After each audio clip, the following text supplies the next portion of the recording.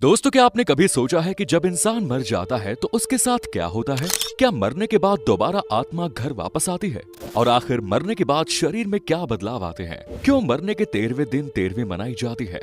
मरने के बाद आत्मा कहाँ जाती है और आत्मा के साथ क्या होता है? अगर आप भी इन्हीं सारे सवालों के जवाब जानना चाहते हैं तो चलिए फिर आज हम आपको बताते हैं। हर कोई यही जानता है और यही मानता है कि जिंदगी एक बार मिलती है, लेकिन हकीकत तो ये है कि इंसान को मौत भी एक बार ही मिलती है। मरने के बाद इंसान को दोबारा कभी जिंदगी वापस नहीं मिलती। इसीलिए मौत का नाम सुनते ही लोगों के रोंगटे खड़े हो जाते हैं, क्योंकि एक मौत ही ऐसी चीज है जो इंसान के सारे रिश्ते एक ही पल में तोड़ देती है। जब इंसान मरता है तो वो मरने से पहले अपने बचपन से लेकर अब तक की पूरी जिंदगी देख लेता है, वो भी सिर्फ 7 मिनट के अंदर। ये 7 मिनट उसके लिए एक फिल्म की तरह होते हैं, जिसमें वो अपने जीवन से जुड़ी हर उस याद को देखता है जिसमें वो जिया है, और तब जाकर उसे मौत आती है। ये बात हकीकत है। साइंटिस्ट्स ने भी इस बात का दावा किया है कि मरने से पहले इंसान को ये सब एक सपने के रूप में दिखाई देता है। ये देख इंसान को ऐसा लगता है जैसे वो अपनी पिछली जिंदगी में वापस पहुंच गया है। ये सब सोचने के बाद उसका दिमाग एकदम बंद हो जाता है, जिसके बाद दिमाग में कोई हलचल, कुछ सोचने समझने की शक्ति नहीं रहती, और फिर इंसान की मौत हो जाती है। आपने देखा होगा कि मरने के बाद इंसान के पैर एकदम बर्फ जैसे ठंडे हो जाते हैं। धीरे धीरे उसका शरीर भी निढाल हो जाता है। ऐसा क्यों? तो इसके बारे में जानने से पहले अगर आपने अभी तक वीडियो को लाइक नहीं किया और चैनल को सब्सक्राइब नहीं किया तो जल्दी से कर दीजिए। दोस्तों, ऐसा इसलिए होता है क्योंकि मौत के कुछ वक्त पहले ही इंसान के शरीर में हरकत होना शुरू हो जाती है। इंसान को एहसास हो जाता है कि अब उसका जीवन यहीं खत्म होने वाला है, और इसीलिए उसका धरती से कनेक्शन यानी अर्थ सोल चक्र कनेक्शन टूट जाता है, और उसका धरती से कोई भी कनेक्शन नहीं रहता। इसी वजह से मरने के बाद इंसान के पैर ठंडे पड़ जाते हैं, और यही वजह है कि मरने के बाद आत्माएं जमीन पर ना रहकर हवा में उड़ने लगती है। जब इंसान मरता है तो उसकी आत्मा पैरों से बाहर निकलना शुरू हो जाती है, और आखिर में मुंह से होते हुई शरीर से बाहर निकल जाती है। ऐसा कहा जाता है जिसके कर्म जैसे होते हैं वैसे ही उसकी आत्मा निकलती है। यानी अगर कोई इंसान अच्छा है तो उसकी आत्मा बड़ी ही आसानी से बिना तकलीफ के शरीर को छोड़ देती है। वहीं अगर कोई बुरा इंसान है तो लोगों के साथ बुरा करता है तो उसकी आत्मा बड़ी ही तकलीफों का सामना करके निकलती है, और उसके शरीर को भी बड़ी मुश्किलात का सामना करना पड़ता है। इसीलिए आपने देखा होगा कि बहुत से लोग मरने से पहले बहुत ज्यादा बेचैन और परेशान हो जाते हैं। उनके चेहरे का रंग भी एकदम पीला सा पड़ जाता है। ये सब आत्मा के निकलने की वजह से होता है। आत्मा इतनी आसानी से शरीर को छोड़ने के लिए तैयार नहीं होती, क्योंकि इतने समय से आत्मा का शरीर के साथ एक गहरा रिश्ता बन जाता है। आत्मा को भी उसी शरीर की आदत पड़ जाती है। मरने के बाद आत्मा कुछ समय तक शरीर के पास खड़ी ही रहती है, और जब उसके घर वाले उसे देखकर रोते या चिल्लाते हैं तो ये सब इंसान को महसूस होता है, लेकिन वो कुछ कह नहीं पाता और बस इनके रोने को सुनता रहता है।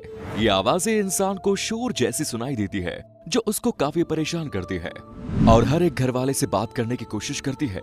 उन्हें अपना बात बताना चाहती है, लेकिन कुछ नहीं कर पाती। अब बारी आती है आत्मा के परलोक जाने की। इसके लिए भगवान 2 यमदूत जमीन पर भेजते हैं, जो उस आत्मा को अपने साथ परलोक की यात्रा कराने के लिए ले जाते हैं। यमदूत उन्हीं लोगों के साथ बुरा बर्ताव करते हैं जो पापी होते हैं या फिर दूसरों के बारे में हमेशा बुरा सोचते हैं। इसके बाद दोनों यमदूत उस आत्मा को अपने साथ परलोक लिए जाते हैं। पहले इस आत्मा को एक गुफा से होकर जाना पड़ता है, और फिर बाद में परलोक का रास्ता दिखाई देता है। लेकिन इस रास्ते से पहले ही आत्मा को एक नदी जिसका नाम है बैतरणी, इस नदी को पार करना पड़ता है। इस नदी में पानी नहीं होता, बल्कि भड़कती हुई आग होती है। यहाँ पे इंसान के कर्मों का ही हिसाब होता है। जैसे जो कर्म करता है वैसे ही उसके साथ होता है। इसके बाद आत्मा को परलोक लाया जाता है, जहाँ यमराज उसका हिसाब करते हैं और चित्रगुप्त से उस इंसान के किए हुए कर्मों का सारा हिसाब मांगते हैं। चित्रगुप्त के पास हर एक इंसान का सारा लेखा जोखा होता है, जिन्हें वो यमराज के सामने रख देते हैं। अब यहाँ भी इंसान के कर्म ही उसका साथ देते हैं। अगर कर्म अच्छे होते हैं तो वो एक भला इंसान होता है, तो उसे स्वर्ग में भेज दिया जाता है। लेकिन अगर वो एक बुरा इंसान है जिसने धरती पर बहुत से पाप किए, तो उसे नरक में फेंक दिया जाता है। नरक भी 36 तरह का होता है। ऐसे ही कुछ समय पहले एक आदमी मर गया था, और उसे 2 यमदूत उठाकर अपने साथ ले गए। इस शख्स ने बताया कि जब मेरे अंदर से आत्मा को खींचा गया तो ऐसा लग रहा था जैसे किसी मुलायम कपड़ों को कांटों पर से खींचा गया हो। मुझे बहुत तकलीफ हो रही थी। उसके बाद मुझे परलोक ले जाया गया। वहाँ रास्ते में एक नदी पड़ी, जिसमें आग और बहुत सारे कीड़े मकोड़े थे। मुझे उस नदी को पार करने के लिए कहा गया। अगर मैं उसे पार न करता तो यमदूत मुझे मारने लगते। मैंने बड़ी मुश्किल से उस नदी को पार किया और फिर मैं परलोक पहुंचा, जहां एक बहुत बड़ा दरवाजा था। वो दोनों यमदूत बाहर रुक गए और मुझे अंदर भेज दिया गया। सामने यमराज बैठे थे। उनकी आवाज इतनी खतरनाक थी कि मेरे होश उड़ गए। उन्होंने यमदूत से कहा कि इसे क्यों ले आए, इसका अभी तक वक्त ही नहीं आया। और फिर मेरी आंखों पर पर्दा डाल दिया गया। जब मेरी आंखें खुली तो मैं अपने घर वालों के बीच था। ये एक सच्ची घटना है जो आज से ठीक 10 साल पहले पूरण सिंह के साथ हुई।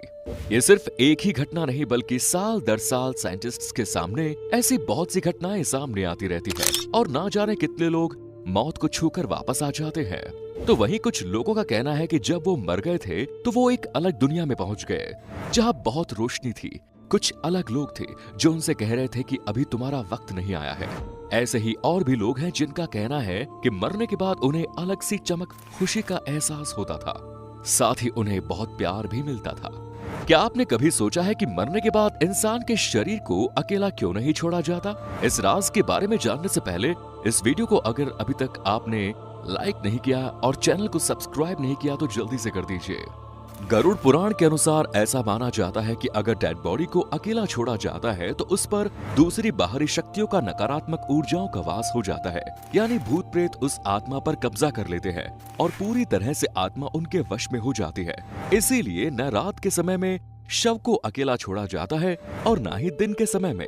अब बात करते हैं 13वीं तक पिंडदान क्यों नहीं किया जाता, इससे आत्मा को क्या फायदा होता है। ऐसा कहा जाता है कि जब यमदूत आत्मा को दोबारा उसके घर वालों के पास छोड़ते जाते हैं तो आत्मा बहुत ज्यादा कमजोर हो जाती है, क्योंकि वो बहुत कुछ झेल कर आई होती है और उसके अंदर इतना दम और ताकत नहीं रहता कि वो दोबारा परलोक जा सके। इसीलिए गरुड़ पुराण के अनुसार 10 दिन तक जो आत्मा के लिए पिंड दान करता है उससे अलग अलग शरीर के पार्ट्स की रचना होती है और ऐसे ही 13 दिन तक पिंड दान करने से उसकी आत्मा यमलोक जाने के लिए योग्य हो जाती है।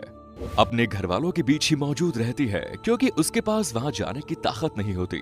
और ऐसे ही आत्मा मृत्युलोक से यमलोक के लिए जब जाती है तो उसे 1 साल का समय लगता है और इतने लंबे सफर के लिए 13 दिनों तक जो भी पिंडदान या क्रियाक्रम किए जाते हैं वो इसके भोजन जैसा होता है, जिसके दम पर ये यमलोक का रास्ता पार कर सकती है।